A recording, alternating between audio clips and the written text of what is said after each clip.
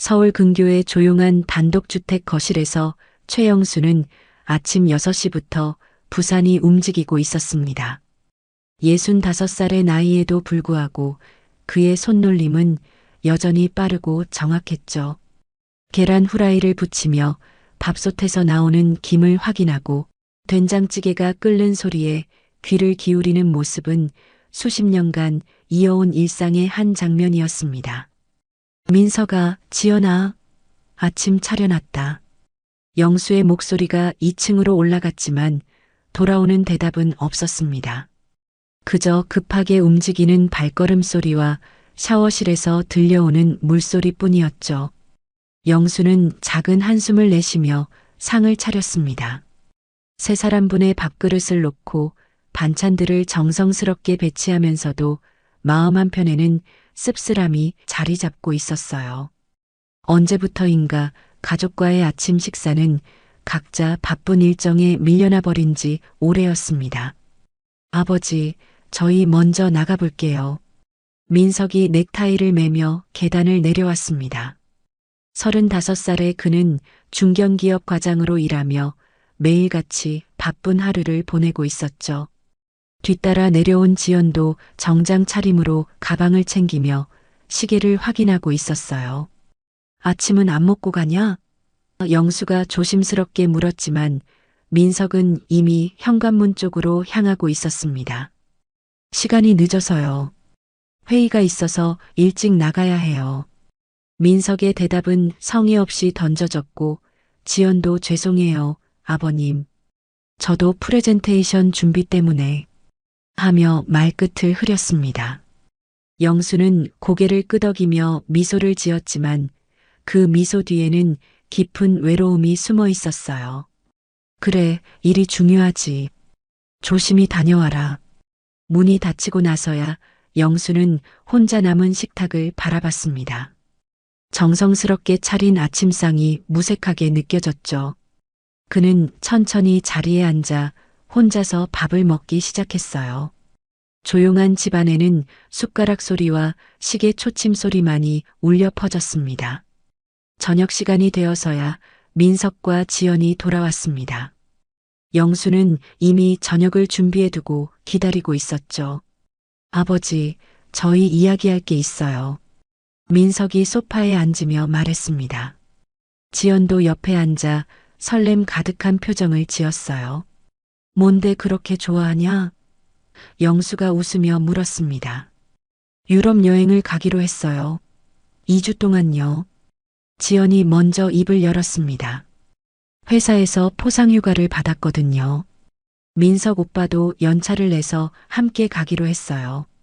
영수의 표정에 순간 그림자가 스쳤지만 금세 밝은 미소로 바뀌었습니다. 그래, 좋겠구나. 언제 떠날 거냐? 다음 주 월요일이요. 준비할 것도 많고. 민석이 말하면서도 아버지의 표정을 살피고 있었어요. 아버지는 집에서 편히 지내시면 돼요. 저희가 없어도 괜찮으시죠? 물론이지. 걱정 말고 다녀와라. 영수는 따뜻하게 대답했지만 속으로는 복잡한 감정이 일고 있었습니다. 자신 없이도 잘 살아가는 가족들을 보며 묘한 소외감을 느꼈죠. 그날 밤 영수는 잠들지 못하고 침실에서 천장을 바라봤습니다. 아내가 세상을 떠난 지 벌써 10년이 넘었어요. 그 이후로 민석을 키우기 위해, 가족을 위해 자신의 모든 것을 쏟아부었는데 이제는 정말로 필요 없는 존재가 된 것 같았습니다. 내가 여기 있든 없든 상관없겠구나. 영수의 마음속에 이런 생각이 자리 잡기 시작했어요. 민석과 지연은 각자의 삶에 충실했고 그들에게 영수는 그저 함께 살고 있는 가족일 뿐이었습니다. 특별히 필요로 하지도 의지하지도 않는 존재 말이에요. 다음 날부터 영수는 평소와 다른 모습을 보였습니다. 아침 식사 준비는 여전히 했지만 민석과 지연과의 대화는 더욱 줄어들었어요. 그들 역시 여행 준비에 바빠서 영수의 변화를 크게 눈치채지 못했습니다. 여행 가서 맛있는 것도 많이 먹고 좋은 곳 많이 구경해라. 영수가 말했지만 그의 목소리에는 평소와 다른 무언가가 배어 있었죠. 마치 이별을 예고하는 듯한 서글픔이 느껴졌습니다. 월요일 아침 공항으로 떠나는 민석과 지연을 배웅하며 영수는 진심 어린 미소를 지었습니다. 잘 다녀와라. 걱정하지 말고 즐겁게 보내고 아버지도 몸 조심하시고 뭔가 있으면 연락하세요. 민석이 말했지만 그의 마음은 이미 여행에 가 있었어요. 택시가 멀어져 가는 것을 바라보며 영수는 오랫동안 서 있었습니다. 이제 정말로 혼자가 되었다는 생각이 들었죠. 하지만 동시에 마음속에서는 새로운 결심이 자라나고 있었어요. 이제는 자신을 위한 삶을 찾아야 할 때라는 생각 말입니다. 민석과 지연이 떠난 다음 날 아침, 영수는 평소보다 일찍 일어났습니다. 하지만 이번엔 아침 식사 준비를 하지 않았어요. 대신 정장을 꺼내 입고 중요한 서류들을 가방에 챙겨 넣었습니다. 오랜만에 입는 정장이 어색하게 느껴졌지만 오늘 할 일을 생각하니 마음이 무거워졌죠. 첫 번째 목적지는 은행이었습니다. 영수는 수십 년간 거래해온 지점장을 만나 예금 해지 신청서를 작성했어요. 창구 직원은 거액의 예금을 한 번에 정리하려는 영수를 보며 의아한 표정을 지었습니다. 어르신, 이렇게 큰 금액을 한 번에 인출하시는 특별한 이유가 있으신가요? 젊은 여직원이 조심스럽게 물었어요. 개인적인 사정이 있어서 그런다. 영수는 단호하게 대답했습니다. 문제없이 처리해주면 되겠어. 지점장이 직접 나와서 영수를 상담실로 안내했어요. 최 고객님, 혹시 투자 사기나 보이스피싱 같은 것에 당하신 건 아니시죠? 요즘 노인분들을 노리는 사기가 많아서. 아니야. 내 돈 내가 쓰는 건데 왜 이렇게 말이 많아? 영수의 목소리에 짜증이 섞여 있었습니다. 빨리 처리해줘. 결국 영수는 평생 모은 예금 대부분을 현금으로 인출했어요. 두터운 봉투를 들고 은행을 나서는 그의 발걸음은 묘하게 가벼웠습니다. 마치 무거운 짐을 내려놓은 것 같은 기분이었죠. 다음으로 향한 곳은 증권회사였습니다. 영수는 10여 년 전부터 조금씩 모아온 주식을 모두 매도 주문을 넣었어요. 상당한 수익이 발생한 종목들도 있었지만 영수는 주저하지 않았습니다. 아버님, 이 종목들은 아직 상승 여력이 있어 보이는데요. 정말 다 정리하실 건가요? 담당 직원이 말했지만 영수는 고개를 저었어요. 됐어. 다 팔아버려. 오후에는 부동산 중개업소를 찾았습니다. 영수는 자신이 살고 있는 집을 매물로 내놓겠다고 했어요. 중개사는 깜짝 놀라며 영수를 말렸습니다. 어르신, 이 집은 입지도 좋고 시세도 계속 오르고 있어요. 정말 파실 건가요? 가족분들은 아시나요? 가족들은 신경 쓰지 마.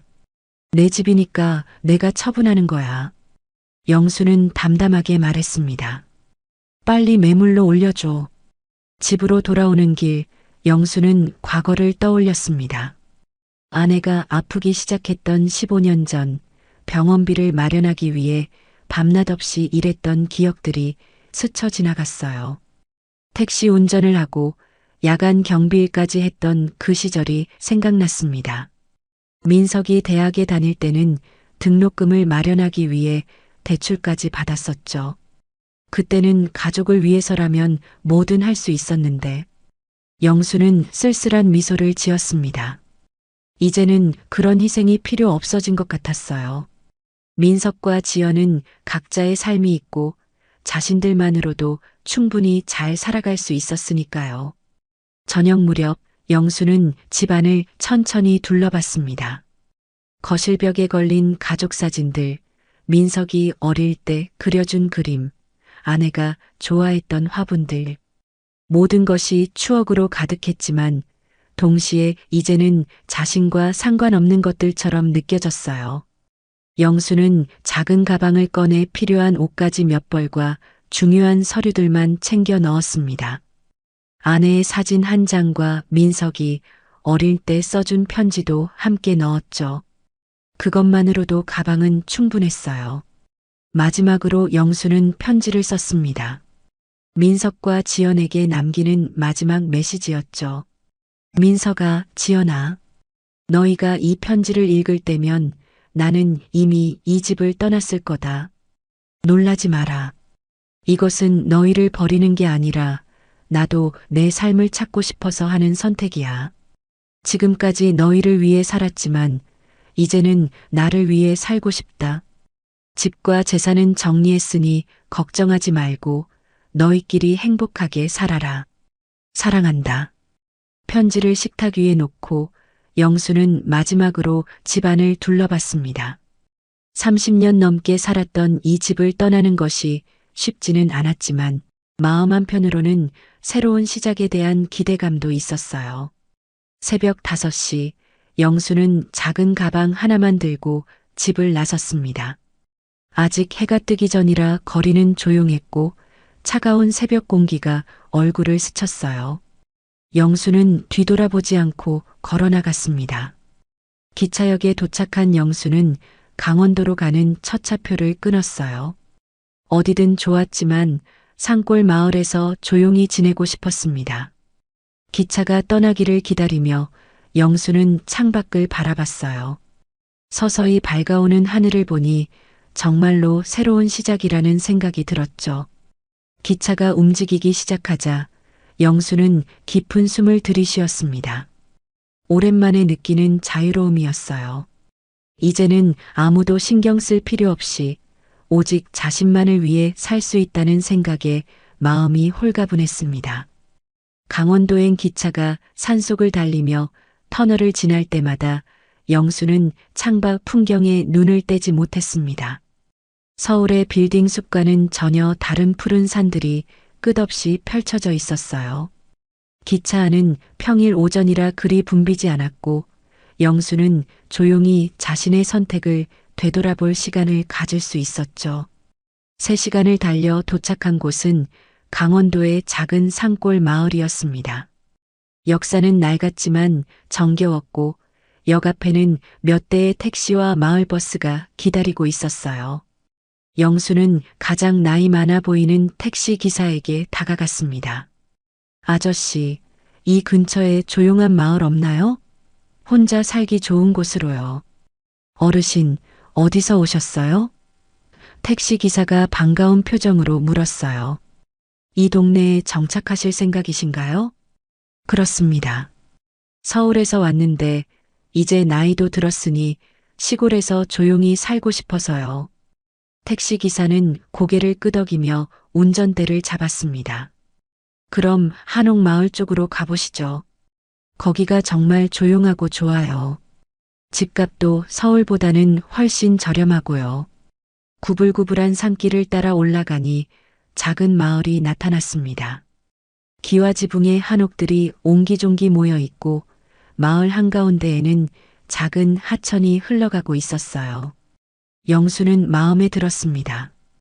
이런 곳에서라면 정말 평온한 삶을 살 수 있을 것 같았죠. 마을 이장님께 말씀드리면 빈집 구할 수 있을 거예요. 택시 기사가 친절하게 안내해 주었습니다.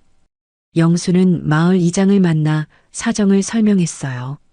이장은 60대 후반의 온화한 인상을 가진 분이었는데 영수의 이야기를 들은 후 흔쾌히 도와주겠다고 했습니다. 서울에서 오셨다니까 반갑네요. 마침 마을 입구에 빈 집이 하나 있어요. 주인이 도시로 나가서 비어 있는데 매매도 가능하고요. 이장이 안내해준 집은 작지만 아담했습니다. 마당에는 감나무와 대추나무가 있었고 뒤편으로는 작은 텃밭도 있었어요. 집 상태도 나쁘지 않았고 무엇보다 조용하고 평화로운 분위기가 마음에 들었습니다. 이 집으로 하겠습니다. 영수는 주저없이 결정했어요. 일주일 만에 모든 절차가 끝났습니다. 현금으로 집값을 치르고 간단한 가전제품들을 구입해서 생활할 준비를 마쳤죠. 영수는 이 모든 과정이 꿈만 같았어요. 서울에서의 복잡했던 삶과는 정반대로 모든 것이 단순하고 명확했습니다. 새 집에서의 첫날 밤, 영수는 마당에 앉아 별을 올려다봤습니다. 서울에서는 볼 수 없었던 수많은 별들이 하늘을 가득 메우고 있었어요. 벌레 소리와 바람 소리만이 들릴 뿐 도시의 소음은 전혀 없었습니다. 이제 정말 자유로워졌구나. 영수는 깊은 숨을 들이쉬었어요. 아무도 신경 쓸 필요 없고 아무에게도 맞춰줄 필요 없는 삶. 오로지 자신만을 위한 시간이었습니다. 다음 날부터 영수는 마을 사람들과 조금씩 어울리기 시작했어요. 아침 일찍 산책을 나가면 밭일을 하는 주민들과 인사를 나누고 마을 회관에서 열리는 노인의 모임에도 참석했습니다. 서울에서 오신 분이 이렇게 마을에 잘 적응하시는 거 처음 봐요. 마을 부녀회장이 말했어요. 보통은 며칠 지나면 답답해서 다시 도시로 나가시는데요. 영수는 웃으며 대답했습니다. 저는 이런 조용한 곳이 좋아요. 도시 생활에 지쳤거든요. 마을에서 한 달을 지내면서 영수는 새로운 것을 발견했어요. 마을 끝자락에 폐쇄된 작은 도서관이 있었는데 몇 년 전 예산 부족으로 문을 닫았다고 했습니다. 건물은 낡았지만 구조는 튼튼했고 조금만 손보면 충분히 사용할 수 있을 것 같았어요. 이 도서관을 다시 열 수는 없을까요? 영수가 이장에게 물었습니다. 글쎄요. 군청에서 예산을 지원해주지 않아서 어려울 것 같은데요. 마을 아이들이 책 읽을 곳이 없어서 아쉽긴 하지만 영수는 마음속으로 결심했어요. 자신이 가진 돈으로 이 도서관을 다시 살릴 수 있다면 그것이야말로 의미 있는 일이 될 것 같았습니다. 서울에서 가져온 거액의 현금이 드디어 쓸 곳을 찾은 것 같았죠. 그날 밤 영수는 오랜만에 아내의 사진을 꺼내봤습니다. 여보, 내가 좋은 일 하나 해볼까 해요. 당신도 좋아할 것 같은데. 영수는 혼잣말을 하며 미소를 지었어요. 새로운 삶의 방향이 조금씩 보이기 시작했습니다. 단순히 혼자 조용히 사는 것이 아니라 이 마을을 위해 무언가 의미 있는 일을 할 수 있다는 생각에 영수의 마음은 설레었어요. 한편 유럽에서 2주간의 낭만적인 여행을 마치고 돌아온 민석과 지연은 인천공항에서 설렘에 가득 찬 채로 택시에 올랐습니다.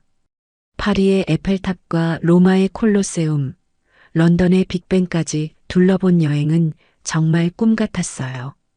지연은 스마트폰으로 여행 사진들을 정리하며 즐거워했고 민석도 오랜만에 휴식에 만족스러워했습니다. 아버지께 선물도 사왔는데 기뻐하실까? 지연이 쇼핑백을 들여다보며 말했어요. 이탈리아 가죽 지갑이랑 프랑스 와인도 샀어요. 아버지도 우리 없이 잘 지내셨겠지. 연락도 한 번 안 오셨잖아. 민석이 대답했지만 속으로는 아버지가 혼자서 잘 지내셨는지 조금 걱정되기도 했어요. 택시가 집 앞에 도착했을 때 민석은 이상함을 느꼈습니다.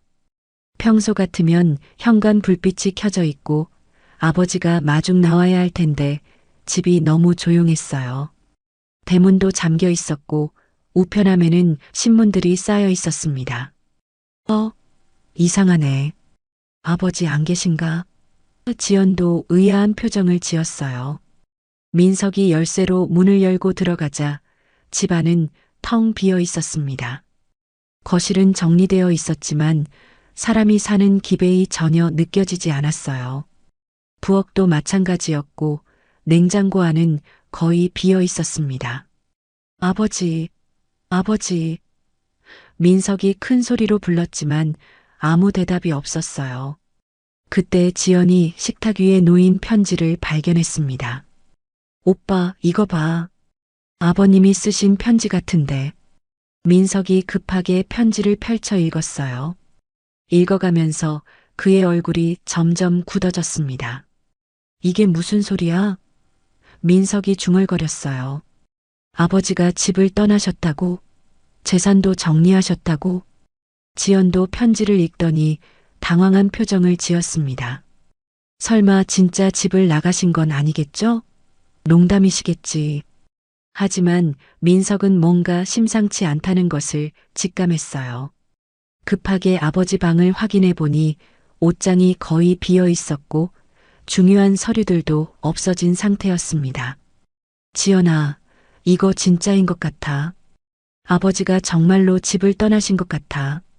민석의 목소리가 떨렸어요. 다음 날 아침 민석은 부랴부랴 은행에 전화를 걸었습니다.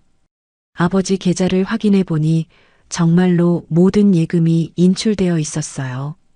심지어 증권 계좌의 주식들도 모두 매도된 상태였습니다. 고객님, 최영수 고객께서 일주일 전에 모든 자산을 정리하셨습니다. 상당한 금액이었는데 한 번에 현금으로 인출하셨어요. 은행 직원의 말에 민석은 머리가 하얘졌어요. 부동산 중개업소에서도 충격적인 소식을 들었습니다. 집이 매물로 나와 있다는 것이었죠. 어르신이 직접 오셔서 금매로 내놓으셨어요. 시세보다 조금 저렴하게 책정해서 벌써 관심 보이는 분들이 몇 분 계세요. 중개사의 말에 민석은 현실감을 잃었어요. 도대체 왜 이런 일이? 민석은 지연과 함께 집으로 돌아와 멍하니 앉아 있었습니다. 지연이 조심스럽게 말했어요. 오빠, 우리가 아버님께 너무 소홀했던 건 아닐까요? 생각해 보니까 요즘 아버님과 제대로 대화한 적이 언제였는지 기억도 안 나네요. 민석도 지연의 말에 동감했어요. 맞벌이 부부로 살면서 아버지는 항상 당연한 존재라고 생각했었습니다. 아침에 밥을 차려주시고 집안일을 해주시는 것도 당연하다고 여겼죠. 아버지의 마음은 한 번도 제대로 헤아려 보지 않았어요. 우리가 여행 간다고 했을 때 아버지 표정이 좀 이상했던 것 같기도 하고 민석이 후회 어린 목소리로 말했어요. 그날 밤 민석은 잠을 이루지 못했습니다. 어릴 때부터 지금까지 아버지가 자신을 위해 해주신 모든 일들이 주마등처럼 스쳐 지나갔어요. 어머니가 돌아가신 후 홀로 자신을 키워주신 것, 대학 등록금을 마련하기 위해 밤늦게까지 일하시던 모습, 자신이 결혼할 때 기뻐하시던 모습, 내가 얼마나 이기적이었을까. 민석은 자책감에 괴로워했어요. 다음 날부터 민석과 지연은 아버지를 찾기 위해 노력했습니다. 아버지의 휴대폰은 꺼져 있었고 평소 연락하던 지인들에게 물어봐도 아무도 아버지의 행방을 모른다고 했어요. 은행 기록을 뒤져본 결과 아버지가 강원도 방향으로 기차표를 끊었다는 단서를 발견했습니다. 기차역 주변 택시 기사들에게 문의한 끝에 드디어 아버지를 태웠다는 기사를 찾을 수 있었어요. 나이 드신 분이 강원도 한옥마을로 가시더라고요. 서울에서 시골로 이주하신다고 하시면서 민석과 지연은 즉시 그 마을로 향했습니다. 아버지를 찾아서 모든 오해를 풀고 다시 함께 살자고 설득해야겠다고 마음먹었어요. 하지만 마음 한편으로는 아버지가 자신들을 원망하고 계실까봐 두려웠습니다. 민석과 지연이 강원도 한옥마을에 도착한 것은 오후 늦은 시간이었습니다. 구불구불한 산길을 따라 올라오면서 두 사람의 마음은 복잡했어요. 아버지를 만나면 뭐라고 말해야 할지, 과연 용서받을 수 있을지 걱정되었습니다. 마을 입구에서 만난 이장에게 영수에 대해 물어보니 반가운 표정을 지으며 친절하게 안내해 주었어요. 아, 최 어르신 말씀이시군요. 서울에서 오신 분 맞죠? 며칠 전에 오셔서 마을에 잘 적응하고 계세요. 정말 좋으신 분이에요. 이장의 말을 들으며 민석은 복잡한 심정이었습니다.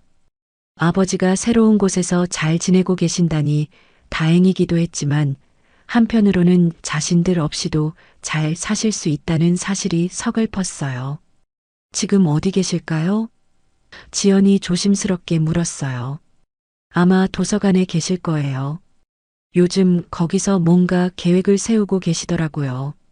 이장이 안내해 준 곳은 마을 끝자락의 낡은 도서관이었습니다. 건물은 오래되어 보였지만 앞마당이 깔끔하게 정리되어 있었어요. 민석과 지연은 조심스럽게 문을 열고 들어갔습니다. 도서관 안에서 영수는 책들을 정리하고 있었어요. 작업복을 입고 먼지를 털어내며 열심히 일하는 모습이 서울에서 보던 아버지와는 달라 보였습니다. 더 활기차고 생기 있어 보였죠. 아버지. 민석이 부른 순간 영수는 깜짝 놀라며 돌아봤어요. 잠시 침묵이 흘렀습니다. 영수는 먼지를 털어내며 천천히 일어서더니 담담한 표정으로 말했어요. 왔구나. 여행은 잘 다녀왔냐? 아버지, 도대체 왜 이런 일을? 민석의 목소리가 떨렸어요. 왜 아무 말씀도 안 하시고 집을 나가신 거예요? 재산도 다 정리하시고.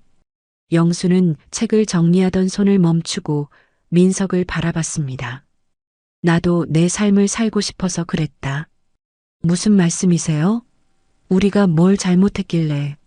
민석이 다급하게 말했지만 영수는 고개를 저었어요. 잘못한 건 없어. 너희는 너희 삶을 사는 거고 나는 내 삶을 사는 거야. 그게 자연스러운 거 아니냐? 지연이 앞으로 나서며 말했어요. 아버님, 저희가 부족했던 건 알아요. 하지만 가족이잖아요.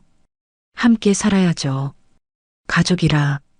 영수가 쓸쓸하게 웃었어요. 너희에게 나는 어떤 존재였냐? 밥 해주고 집안일 해주는 사람? 아니면 그냥 함께 사는 할아버지? 민석은 아버지의 말에 할 말을 잃었어요. 사실 그게 맞았거든요.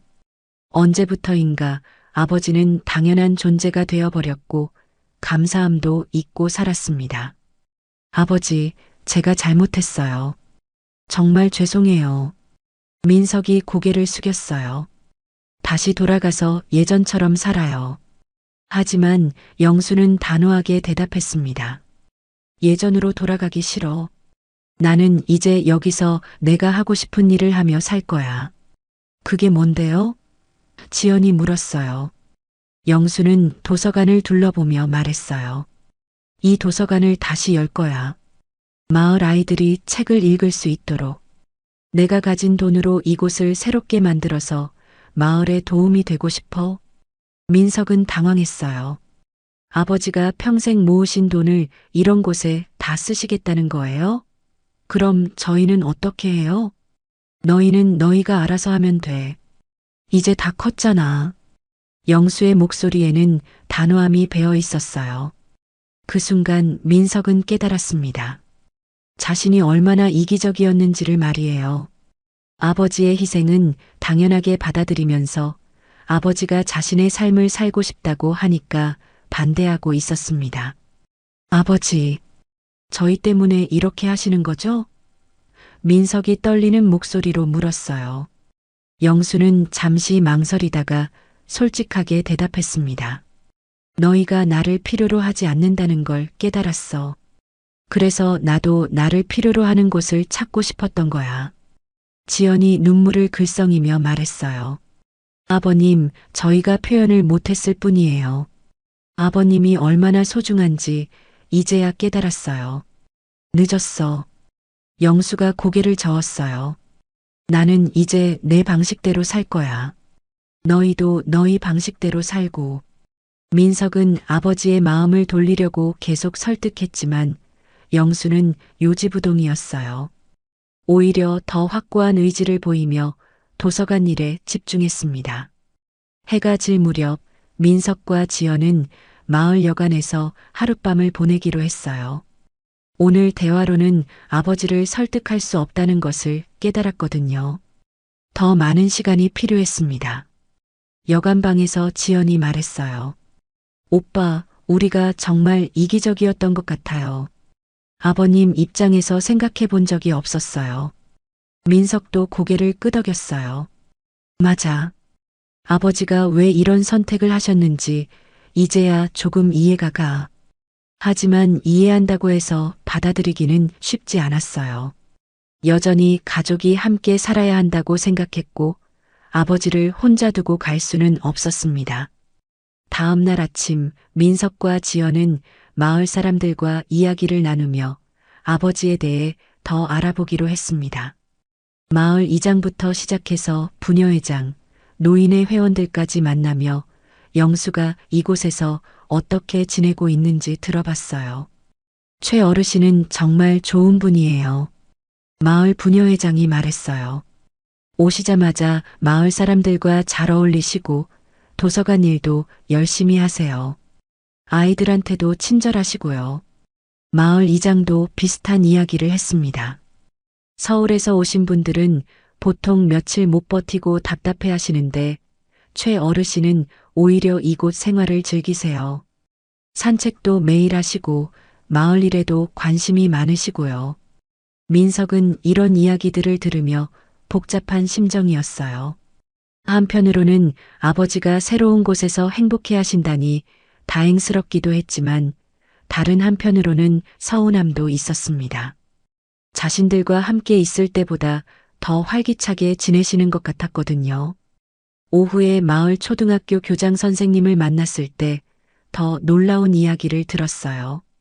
최 어르신이 도서관 재건 프로젝트에 큰 관심을 보이세요.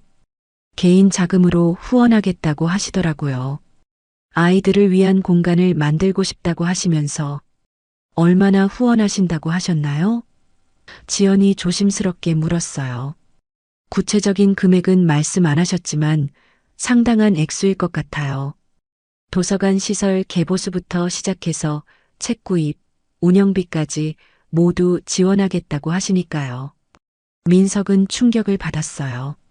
아버지가 평생 모은 재산을 정말로 이런 일에 쓰려고 하시는 거였어요. 처음에는 홧김에 하시는 일인 줄 알았는데 계획적이고 진지한 결정이었던 거죠. 마을 슈퍼에서 만난 할머니는 또 다른 이야기를 해주었어요. 최 어르신이 우리 손자한테 책도 읽어주시고 숙제도 도와주셔요. 아이가 최 할아버지를 정말 좋아해요. 할아버지가 재미있는 이야기를 많이 해주신다고 하면서요. 지연은 이 말을 들으며 코끝이 시큰해졌어요. 아버지가 다른 아이들에게는 그렇게 친근하게 대해주시는데 정작 자신들과는 언제부터 그런 따뜻한 대화를 나눠본 적이 없었거든요. 저녁 무렵 민석과 지연은 다시 도서관으로 갔습니다. 영수는 여전히 열심히 정리 작업을 하고 있었어요. 낡은 책들을 분류하고 서가를 닦고 바닥을 청소하는 모습이 정말 열심이었습니다.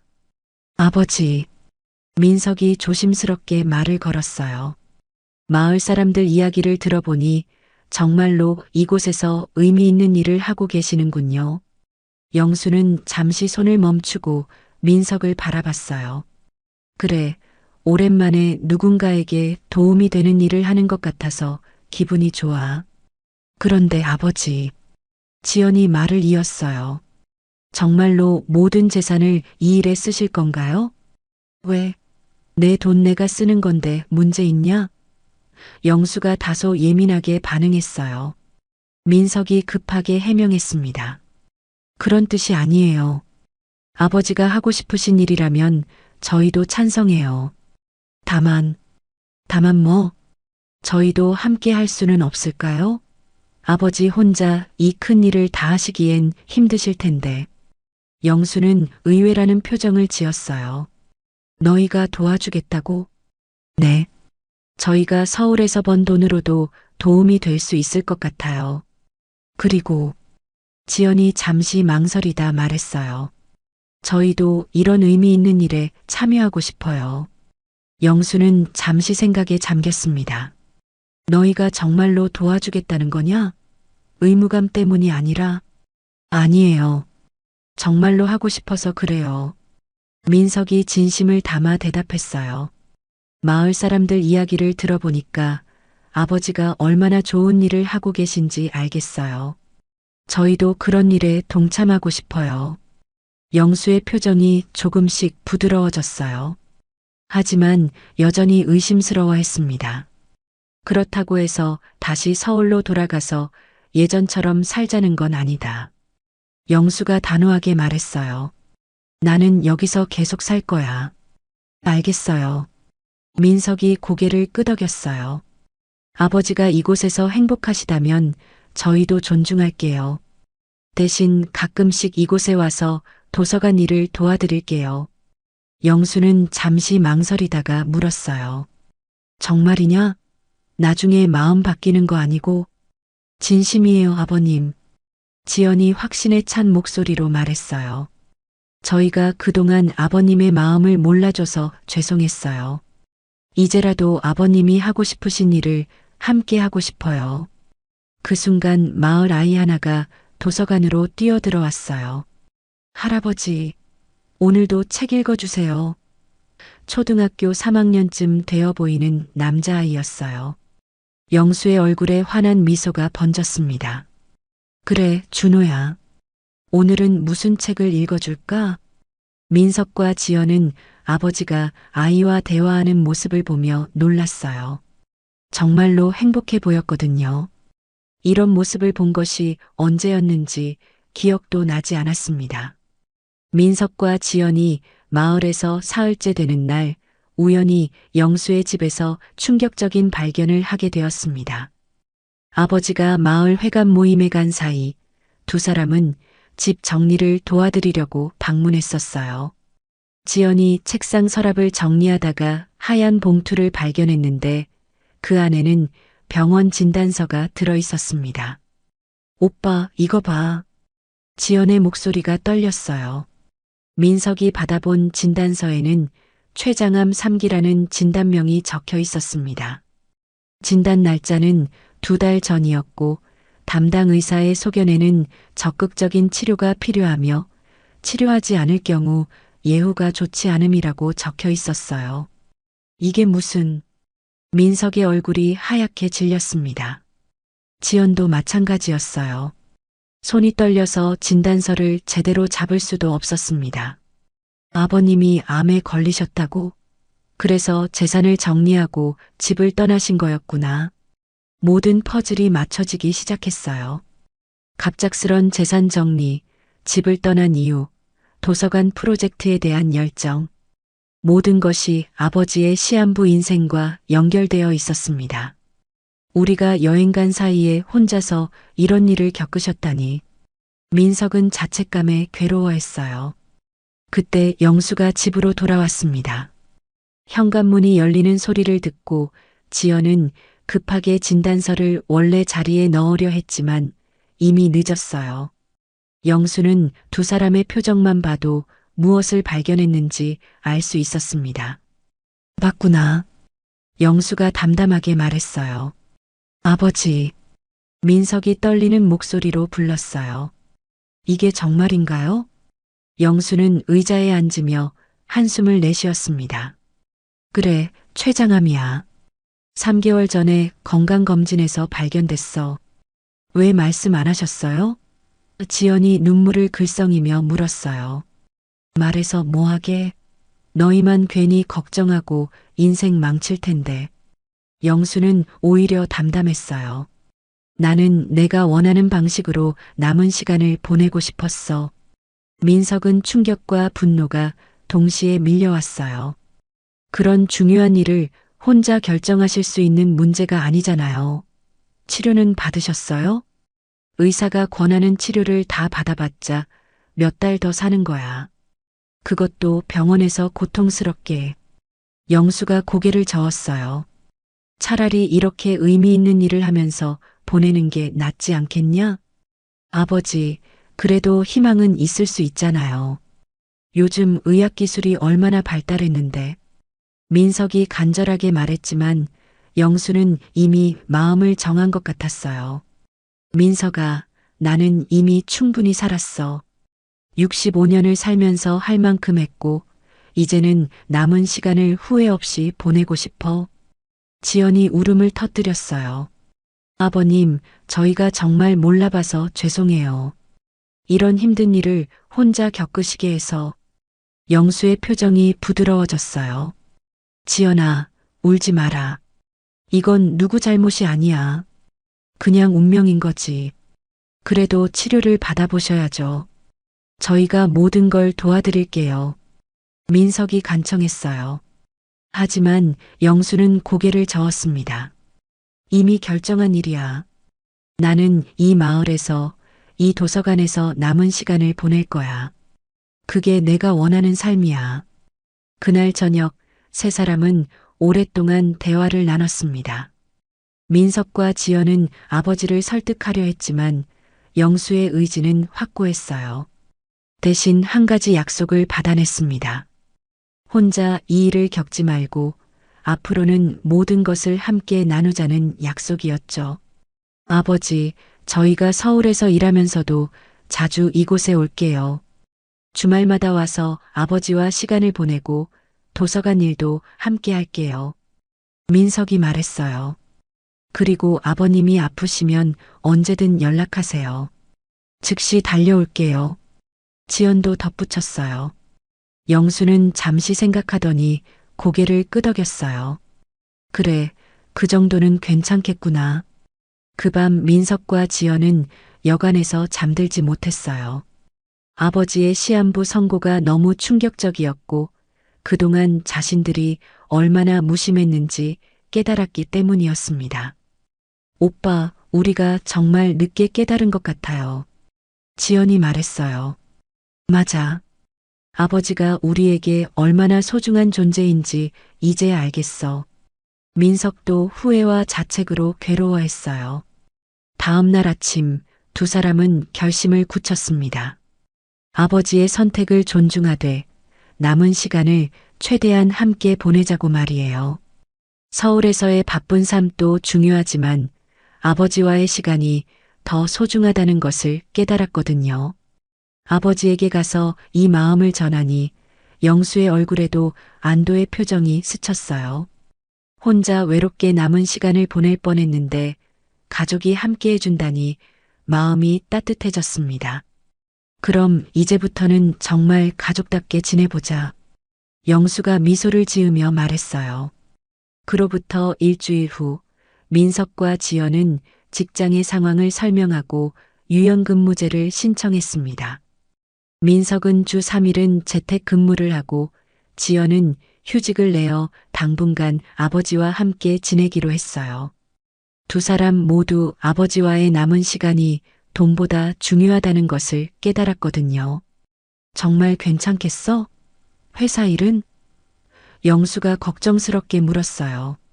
아버지, 일은 언제든 할 수 있지만 아버지와의 시간은 지금뿐이에요.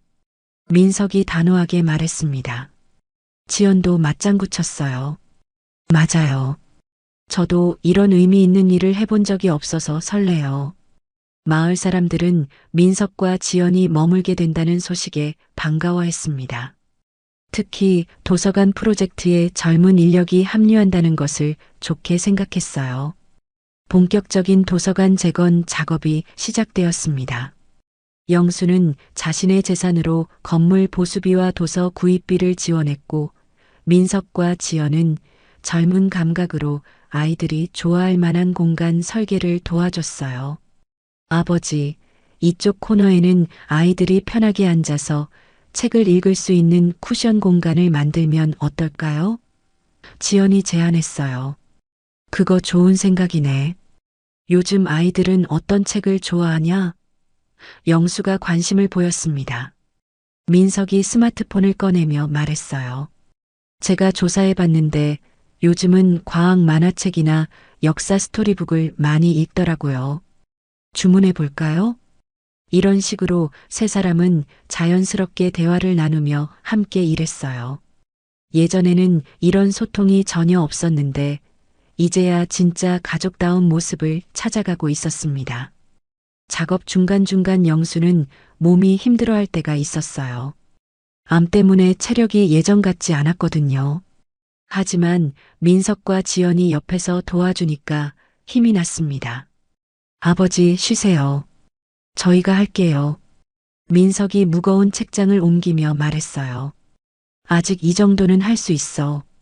영수가 고집을 부렸지만 지연이 나서서 말렸어요.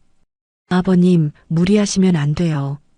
저희가 여기 온 이유가 뭐예요? 영수는 결국 웃으며 손을 놓았어요. 가족이 자신을 걱정해주는 모습이 고마웠습니다. 한 달 후, 도서관은 완전히 새로운 모습으로 변했어요. 낡았던 벽은 밝은 색으로 다시 칠해졌고, 새로운 책들이 서가를 가득 채웠습니다. 아이들을 위한 독서 공간도 예쁘게 꾸며졌고, 어른들을 위한 휴식 공간도 마련되었어요. 마을 사람들이 모두 모여 도서관 재개관식을 열었습니다. 군청에서도 관계자들이 와서 축하해 주었고, 지역 신문사에서 취재를 나오기도 했어요. 이 도서관의 재탄생은 최영수님의 후원과 가족들의 노력으로 이루어졌습니다. 이장이 인사말을 했어요. 앞으로 이곳이 우리 마을 아이들의 꿈을 키워주는 공간이 되기를 바랍니다. 영수는 마이크를 잡고 간단하게 소감을 말했어요. 제가 이 마을에 와서 가장 보람 있는 일을 했다고 생각합니다. 앞으로 아이들이 이곳에서 좋은 책을 많이 읽고 꿈을 키워갔으면 좋겠어요. 개관식이 끝나고 나서 마을 아이들이 우르르 들어와 책을 읽기 시작했어요. 그 모습을 보며 영수는 뿌듯해했습니다. 정말 잘한 일인 것 같아요, 아버지. 민석이 말했어요. 우리가 함께해서 더 의미 있었어요. 영수가 대답했어요. 그날 저녁 세 사람은 영수의 집 마당에 앉아 맥주를 마시며 이야기를 나눴어요. 오랜만에 진짜 가족 같은 시간이었습니다. 아버지, 그동안 저희가 정말 못났었어요. 민석이 진심을 담아 말했어요. 이제라도 깨달아서 다행이에요. 나도 마찬가지야. 혼자 결정하고 떠나려고 했던 게 잘못이었어. 영수도 솔직하게 인정했어요. 지연이 영수의 손을 잡으며 말했어요. 아버님, 앞으로는 무슨 일이 있어도 함께해요. 약속하세요. 영수는 고개를 끄덕이며 미소를 지었어요. 그래, 약속한다. 그날 밤 영수는 오랜만에 편안한 잠을 잘 수 있었어요. 가족과의 관계가 회복되고 마을을 위한 좋은 일도 마무리되었으니까요.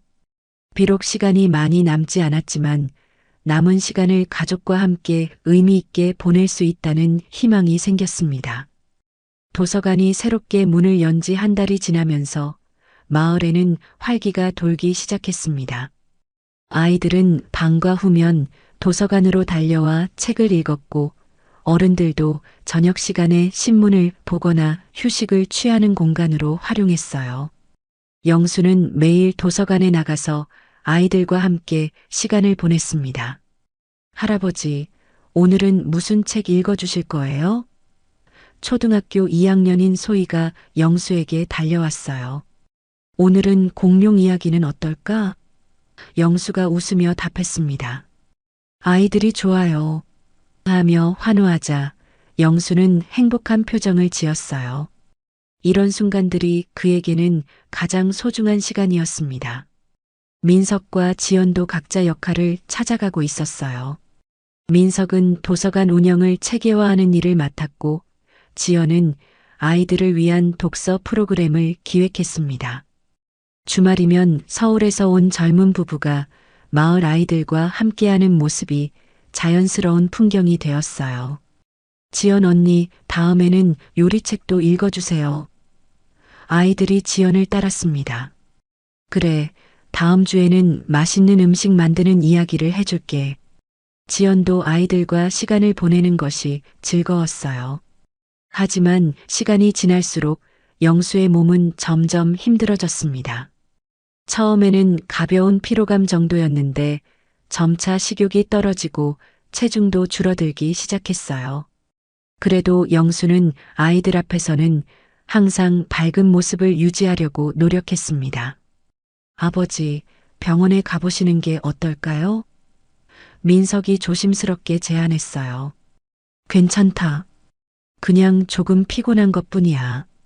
영수는 여전히 병원 가기를 꺼렸어요. 하지만 지연이 더 적극적으로 나섰습니다. 아버님, 저희가 함께 있잖아요. 두려워하지 마시고 검진이라도 받아보세요. 결국 영수는 가족들의 설득에 마음을 돌렸어요. 정기적인 검진 정도는 받아보기로 한 거죠. 병원에서 돌아온 영수의 표정은 어두웠습니다. 의사는 병이 더 진행되었다고 했고, 이제는 적극적인 치료가 필요하다고 권했어요. 하지만 영수는 여전히 치료를 거부했습니다. 아버지, 제발 치료받으세요. 저희가 모든 걸 도와드릴게요. 민석이 간절하게 말했어요. 민석아, 나는 이미 충분히 행복해. 너희와 함께 이런 좋은 일을 하면서 보낸 이 시간들만으로도 만족해. 영수의 목소리에는 평온함이 배어 있었어요. 영수는 대신 다른 제안을 했습니다. 치료보다는 남은 시간을 더 의미 있게 보내고 싶어. 도서관에 더 많은 프로그램을 만들어서 아이들에게 도움이 되는 일을 하자. 가족들은 아버지의 뜻을 존중하기로 했어요. 대신 아버지가 힘들어 하실 때는 언제든 도움을 받을 수 있도록 준비했습니다. 그 후 몇 달 동안은 정말 행복한 시간이었어요. 영수는 아이들에게 옛날 이야기를 들려주고 민석은 아이들과 함께 과학 실험을 했으며 지연은 독서 후 토론 시간을 만들어서 아이들의 생각을 키워줬습니다. 마을 사람들도 이 가족을 진심으로 좋아했어요. 처음에는 서울에서 온 낯선 사람들이었지만 이제는 마을의 소중한 일원이 되었습니다. 최어르신 가족 덕분에 우리 마을이 완전히 달라졌어요. 이장이 말했어요. 아이들이 책 읽는 습관도 생겼고 마을 전체가 활기차졌어요. 어느 날 저녁 세 사람은 도서관에 앉아 조용한 시간을 보내고 있었어요. 영수는 창밖을 바라보며 만족스러워했습니다. 내가 이런 보람 있는 일을 할 수 있게 된 것도 너희 덕분이야. 영수가 말했어요. 무슨 말씀이에요? 저희가 아버지께 배운 거죠. 민석이 대답했어요. 정말로 의미 있는 삶이 뭔지 아버님을 통해 알게 되었어요. 지연도 덧붙였어요. 그날 밤 집으로 돌아가는 길에 영수는 별을 올려다보며 생각했어요. 이제는 언제 떠나도 후회가 없겠구나. 가족과의 관계도 회복되었고 마을을 위한 좋은 일도 마무리되었으니까요. 하지만 동시에 아쉬움도 있었어요. 이렇게 행복한 시간이 더 오래 지속되었으면 하는 바람이 있었거든요. 그래도 영수는 만족했습니다. 남은 시간이 얼마든 상관없이 지금 이 순간이 충분히 행복했으니까요. 가을이 깊어가면서 영수의 몸은 눈에 띄게 약해졌습니다. 아침에 일어나기가 힘들어졌고 도서관에서 아이들과 시간을 보내는 것도 예전만큼 활기차지 못했어요.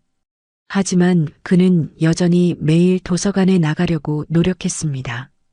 할아버지, 오늘은 좀 쉬세요. 민석이 걱정스럽게 말했어요. 괜찮아. 아이들이 기다리고 있어. 영수는 기침을 하면서도 고집을 부렸어요. 지연이 나서서 타협안을 제시했습니다. 그럼 오후에만 잠깐 나가시는 건 어떠세요? 아침에는 푹 쉬시고요. 영수는 결국 가족들의 걱정 어린 제안을 받아들였어요. 체력이 예전 같지 않다는 것을 본인도 느끼고 있었거든요. 그날 오후 도서관에서 아이들은 평소와 다른 영수의 모습을 눈치챘습니다. 목소리도 작아졌고 자꾸 기침을 했어요. 할아버지, 아파요? 6살 지훈이가 걱정스럽게 물었어요. 아니야, 그냥 조금 감기 기운이 있을 뿐이야. 영수가 아이의 머리를 쓰다듬으며 말했어요. 하지만 아이들도 할아버지가 아프다는 것을 느꼈어요. 평소보다 조용히 책을 읽고 영수 곁에 더 가까이 앉으려고 했습니다. 할아버지, 저희가 할아버지한테 책 읽어드릴까요? 소희가 제안했어요. 영수의 얼굴에 미소가 번졌습니다. 그래, 좋은 생각이네. 아이들이 돌아가면서 영수에게 책을 읽어주는 모습을 보며 민석과 지연은 코끝이 시큰해졌어요. 이 순수한 아이들과 아버지의 교감이 얼마나 아름다운지 새삼 깨달았습니다. 저녁이 되어 집으로 돌아온 영수는 갑자기 쓰러졌어요. 민석이 재빨리 부축해서 침대에 눕혔고 지연은 응급실에 연락했습니다. 아버지, 괜찮으세요? 민석이 다급하게 물었어요. 괜찮다. 그냥 조금 어지러울 뿐이야. 영수는 힘없이 대답했어요. 병원에서 검사를 받은 결과 병이 상당히 진행된 상태였어요. 의사는 가족들을 따로 불러 심각한 이야기를 했습니다. 환자분 상태가 많이 악화되었습니다. 이제는 시간이 많지 않을 것 같아요. 의사의 말에 민석과 지연은 충격을 받았어요. 얼마나 남았을까요? 지연이 떨리는 목소리로 물었어요. 몇 주에서 한두 달 정도로 보입니다. 집에서 편안하게 지내시는 것이 좋겠어요. 집으로 돌아온 후 민석과 지연은 아버지를 더욱 세심하게 돌봤습니다. 영수도 자신의 상태를 알고 있었지만 가족들을 걱정시키지 않으려고 애썼어요. 미안하다. 너희가 이런 고생을 하게 해서. 영수가 말했어요. 무슨 말씀이세요? 저희가 아버지께 해드릴 수 있는 게 이것밖에 없어서 더 미안해요. 민석이 대답했어요. 지연도 눈물을 닦으며 말했어요. 아버님, 저희가 함께 있어서 행복해요. 걱정하지 마세요. 그날부터 영수는 침대에서 보내는 시간이 많아졌지만 여전히 도서관 소식을 궁금해했어요. 마을 아이들도 매일 영수의 안부를 묻곤 했습니다. 할아버지 언제 나오세요? 아이들이 민석에게 물어봤어요. 할아버지가 조금 아프셔서 쉬고 계셔. 나으시면 다시 올 거야.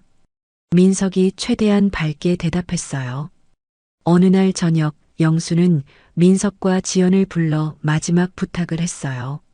내가 없어진 후에도 도서관은 계속 운영했으면 좋겠어. 아이들을 위해서 말이야. 아버지, 그런 말씀하지 마세요. 민석이 눈물을 글썽이며 말했어요. 아니야, 이건 꼭 해야 할 이야기야. 영수가 단호하게 말했어요. 내 이름을 딴 장학금도 만들어서 아이들 교육에 도움이 되었으면 좋겠고, 지연이 영수의 손을 잡으며 말했어요. 아버님 뜻 그대로 하겠어요. 약속드릴게요. 영수는 안도의 표정을 지었어요. 자신이 시작한 일이 계속 이어질 것이라는 확신을 가질 수 있었거든요. 그날 밤 영수는 창밖의 별을 바라보며 생각했어요.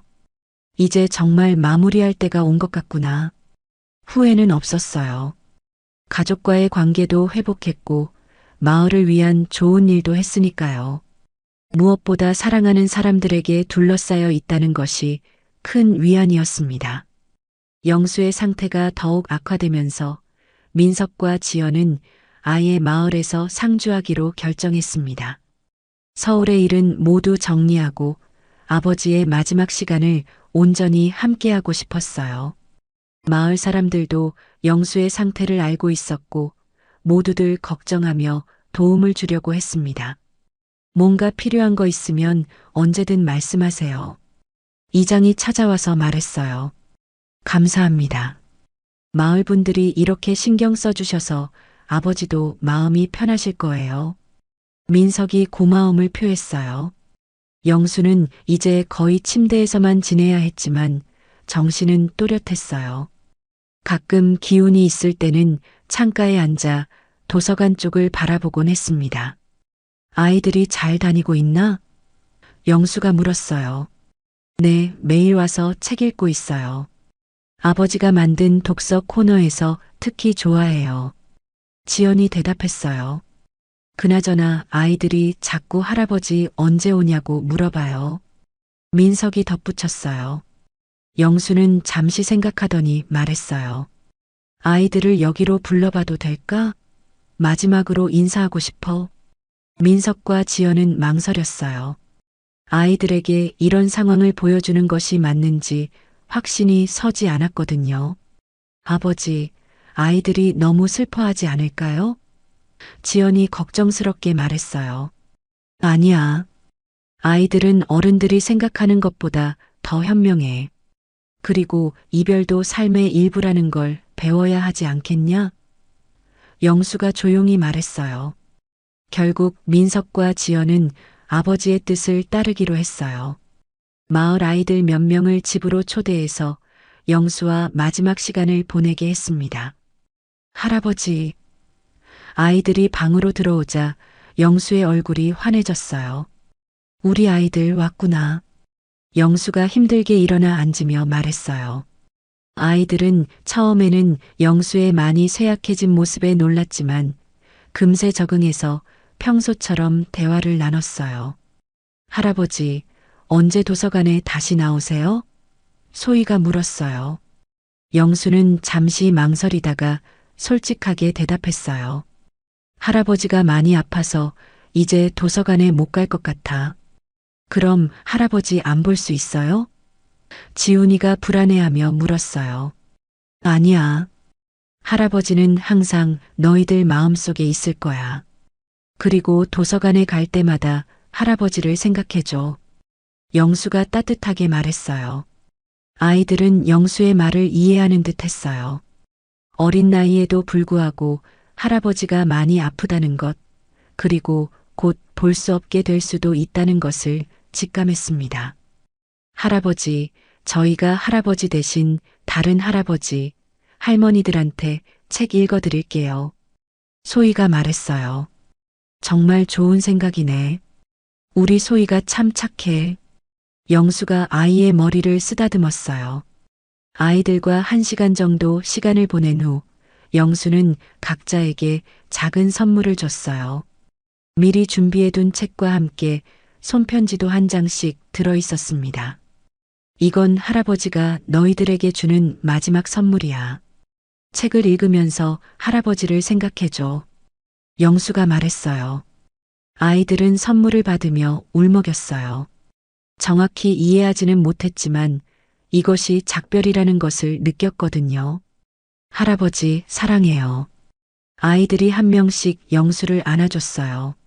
나도 너희들을 정말 사랑해. 건강하게 자라서 훌륭한 사람이 되렴. 영수도 아이들을 꼭 안아주었어요. 아이들이 돌아간 후 영수는 깊은 만족감을 느꼈어요. 마지막까지 아이들과 좋은 시간을 보낼 수 있어서 행복했습니다. 아버지, 힘드시지 않으셨어요? 민석이 걱정스럽게 물었어요. 전혀. 오히려 기운이 났어. 영수가 미소를 지었어요. 그날 저녁 세 사람은 조용히 대화를 나눴어요. 영수는 자신의 삶을 돌아보며 후회가 없다고 말했고 민석과 지연은 아버지와 함께한 이 시간이 얼마나 소중했는지 털어놨습니다. 아버지 덕분에 진짜 의미 있는 삶이 뭔지 배웠어요. 민석이 말했어요. 저도요. 이제는 다른 사람을 위해 살아가는 것이 얼마나 행복한 일인지 알겠어요. 지연도 덧붙였어요. 영수는 두 사람의 말을 들으며 뿌듯해했어요. 자신의 선택이 가족에게 좋은 영향을 주었다는 것을 확인할 수 있었거든요. 영수의 마지막 날이 다가왔습니다. 며칠 전부터 거의 잠든 상태로 지내던 그는 어느 날 아침 갑자기 눈을 뜨고 맑은 정신으로 가족들을 바라봤어요. 민서가, 지연아. 영수의 목소리는 작았지만 또렷했습니다. 네, 아버지. 여기 있어요. 민석이 아버지의 손을 잡으며 대답했어요. 저도 여기 있어요, 아버님. 지연도 다른 쪽 손을 잡았습니다. 영수는 두 사람의 얼굴을 번갈아 보며 미소를 지었어요. 고마워. 너희가 마지막까지 함께 해줘서. 아버지, 그런 말씀하지 마세요. 민석의 목소리가 떨렸어요. 아니야, 꼭 해야 할 말이야. 영수가 천천히 말을 이어갔어요. 너희 덕분에 내 인생이 정말 행복했어. 특히 마지막 이 몇 개월은 내 인생에서 가장 의미 있는 시간이었어. 지연이 눈물을 흘리며 말했어요. 저희야말로 아버님 덕분에 진짜 중요한 게 뭔지 배웠어요. 그래, 그게 다행이야. 영수가 고개를 끄덕였어요. 도서관 일 꼭 계속해줘. 아이들을 위해서 약속드렸잖아요.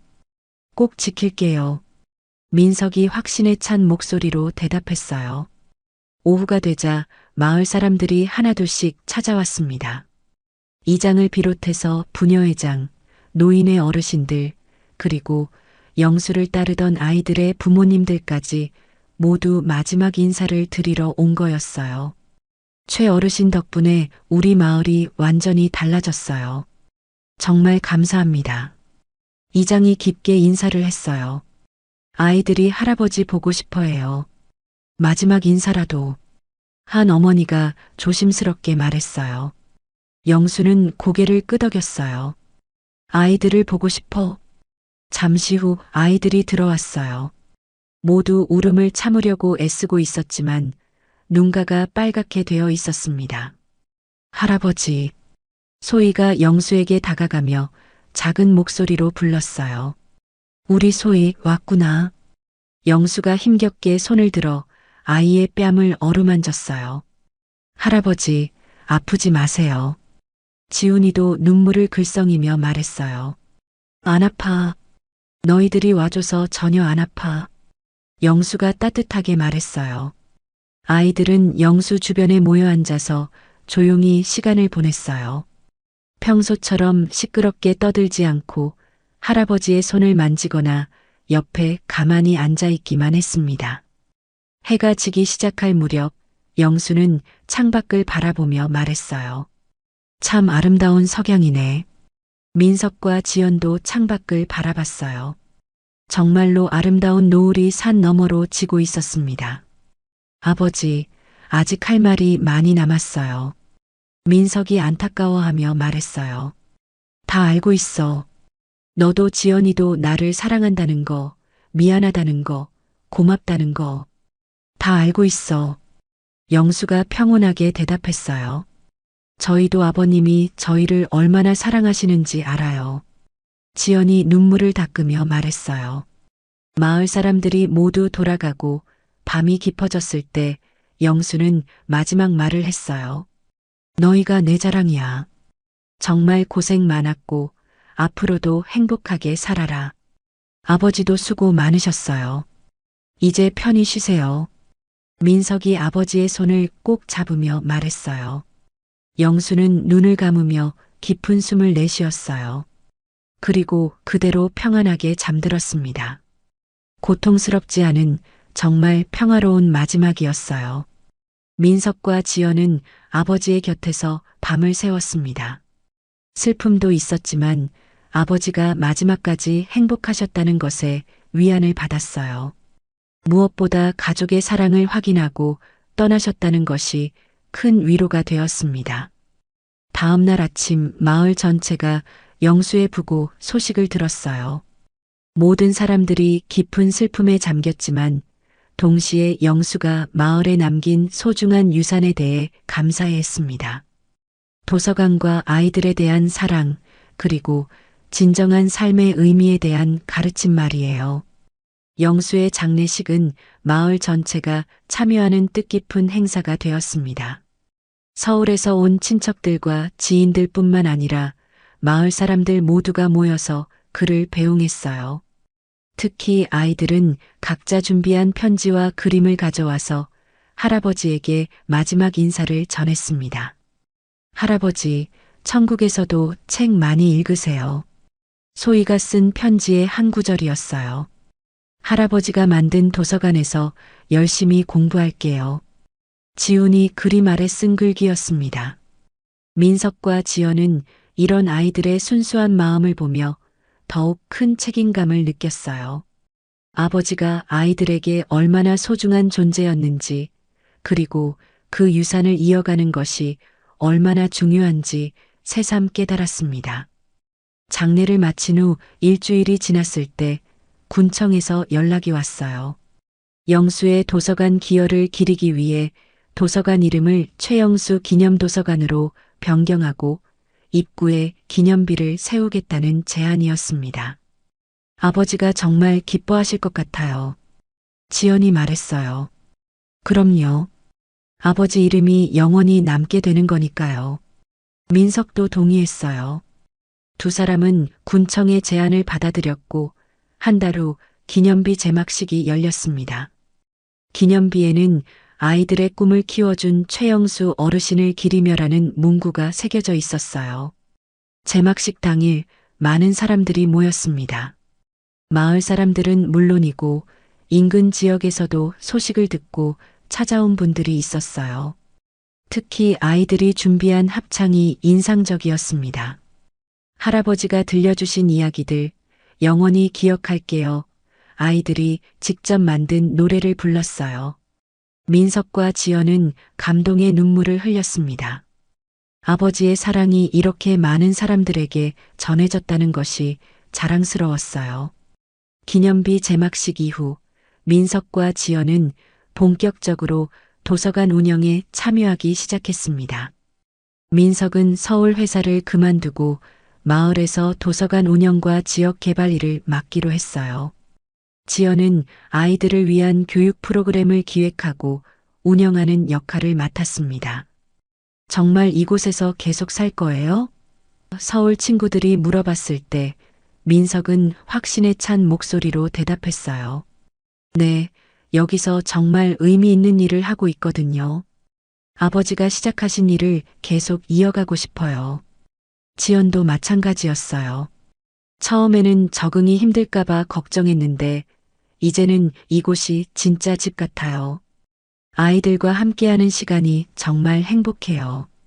두 사람은 영수가 남긴 유산을 바탕으로 최영수 교육재단을 설립했습니다. 도서관 운영뿐만 아니라 어려운 환경의 아이들을 위한 장학금 지원, 농촌 지역 교육 지원 등 다양한 활동을 펼치기 시작했어요. 재단 설립 기념식에서 민석이 인사말을 했습니다. 저희 아버지는 생전에 진정한 행복은 다른 사람을 위해 살 때 찾을 수 있다고 말씀하셨어요.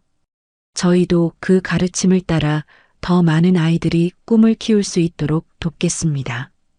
시간이 흘러 겨울이 되었을 때 민석과 지연에게 특별한 소식이 있었어요. 지연이 임신을 한 것이었습니다. 두 사람은 기쁨과 동시에 아버지가 손자를 보지 못한 것에 대한 아쉬움도 느꼈어요. 아버지가 보셨다면 얼마나 기뻐하셨을까요? 지연이 배를 만지며 말했어요. 분명히 하늘에서 지켜보고 계실 거예요. 그리고 우리 아이도 할아버지의 사랑을 물려받을 거예요. 민석이 지연의 어깨를 감싸며 말했어요.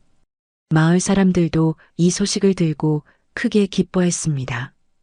영수의 혈육이 이어진다는 것, 그리고 그 아이가 이 마을에서 자랄 것이라는 사실에 모두들 설레어했어요. 할아버지의 사랑이 계속 이어지는군요. 이장이 흐뭇하게 말했어요.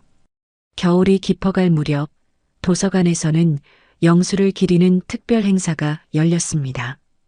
할아버지가 들려주신 이야기라는 제목으로 아이들이 영수에게 들었던 이야기들을 다시 들려주는 시간이었어요. 아이들은 저마다 기억하는 할아버지의 이야기를 발표했고 어른들은 영수의 삶과 가르침에 대해 나누었습니다. 민석과 지연도 아버지와의 마지막 시간들을 회상하며 감사함을 표현했어요. 아버지는 저희에게 가장 소중한 것이 무엇인지 가르쳐 주셨어요. 바로 사랑과 나눔이었습니다. 민석의 말에 모든 사람들이 고개를 끄덕였어요. 봄이 다시 찾아왔을 때 지연은 건강한 아들을 낳았습니다. 민석과 지연은 아이의 이름을 영준이라고 지었어요. 할아버지 영수의 영자와 준수하다는 뜻의 준자를 합친 이름이었습니다. 할아버지 이름을 물려받은 우리 영준이, 지연이 갓난아기를 안으며 미소를 지었어요. 마을 사람들은 영준이의 탄생을 진심으로 축하해 주었습니다. 특히 영수를 따랐던 아이들은 새로 태어난 아기를 마치 자신들의 동생처럼 아껴줬어요. 영준이가 잘하면 저희가 책 읽어줄게요. 소희가 신나게 말했어요. 할아버지 이야기도 많이 들려줄 거예요. 지훈이도 덧붙였어요. 영준이가 태어난 지 100일이 되던 날 도서관에서 특별한 행사가 열렸습니다. 영수 할아버지와 영준이의 만남이라는 제목으로 할아버지의 사진 앞에서 영준이의 100일 축하 행사를 한 것이었어요. 할아버지, 영준이에요. 할아버지 이름을 물려받았어요. 민석이 아기를 안고 영수의 사진 앞에서 말했어요. 그날 마을 전체가 축제 분위기였어요. 부녀회에서는 특별히 100일상을 차려주었고 아이들은 영준이를 위한 그림을 그려서 선물했습니다. 시간이 흘러 영준이가 돌이 되었을 때 그는 이미 마을의 모든 사람들에게 사랑받는 아이가 되어 있었어요. 도서관에서 기어다니는 영준이를 보며 모든 사람들이 흐뭇해했습니다. 영준이가 벌써 이렇게 컸네요. 할아버지를 닮아서 똑똑해 보여요. 마을 할머니들이 말했어요. 영준이가 3살이 되자 민석과 지연은 그에게 할아버지 이야기를 들려주기 시작했어요. 아직 정확히 이해하지는 못했지만 영준이는 할아버지 이야기를 좋아했습니다. 할아버지는 영준이를 정말 사랑하셨을 거야. 지연이 영준이에게 말해주었어요. 할아버지는 어디 계세요? 영준이가 순수한 눈으로 물었어요. 하늘에서 영준이를 지켜보고 계셔. 민석이 대답했어요. 영준이가 5살이 되던 해 그는 처음으로 도서관에서 책 읽기를 시작했어요. 할아버지가 아이들에게 책을 읽어주던 그 자리에서 이제는 영준이가 책을 읽고 있었습니다. 영준이가 정말 책을 좋아하네요.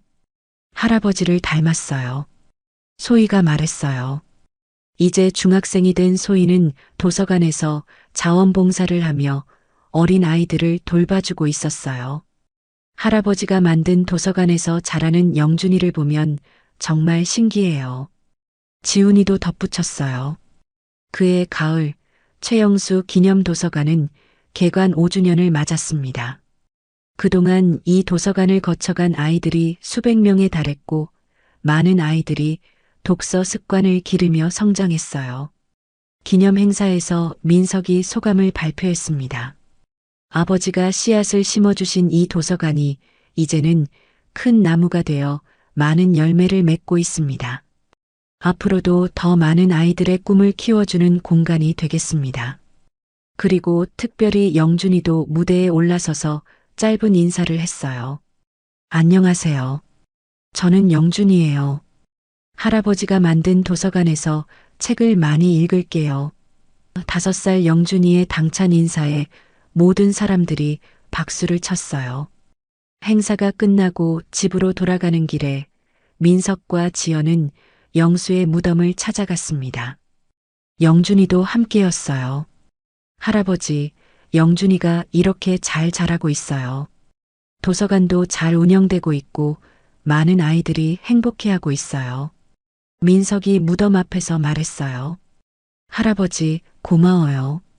영준이도 작은 손으로 꽃을 올리며 말했어요. 저녁 무렵 집으로 돌아온 가족들은 거실에 앉아 영수의 사진을 바라보며 조용한 시간을 보냈어요. 사진 속 영수는 여전히 따뜻한 미소를 짓고 있었습니다. 아버지 덕분에 우리가 정말 행복한 삶을 살고 있어요. 지연이 말했어요. 그리고 영준이를 통해 아버지의 사랑이 계속 이어지고 있어요. 민석도 덧붙였어요. 영준이는 할아버지 사진을 보며 말했어요. 할아버지, 사랑해요. 그 순간 따뜻한 바람이 창문을 통해 들어왔어요. 마치 영수가 답하는 것 같았습니다. 사랑하는 가족들에게 나도 사랑한다고 말하는 것처럼 말이에요. 10년이 흘렀습니다. 영준이는 이제 15살의 건실한 청소년으로 자라났어요. 키도 아버지 민석보다 훨씬 커졌고 할아버지 영수의 온화한 성품을 그대로 물려받았습니다.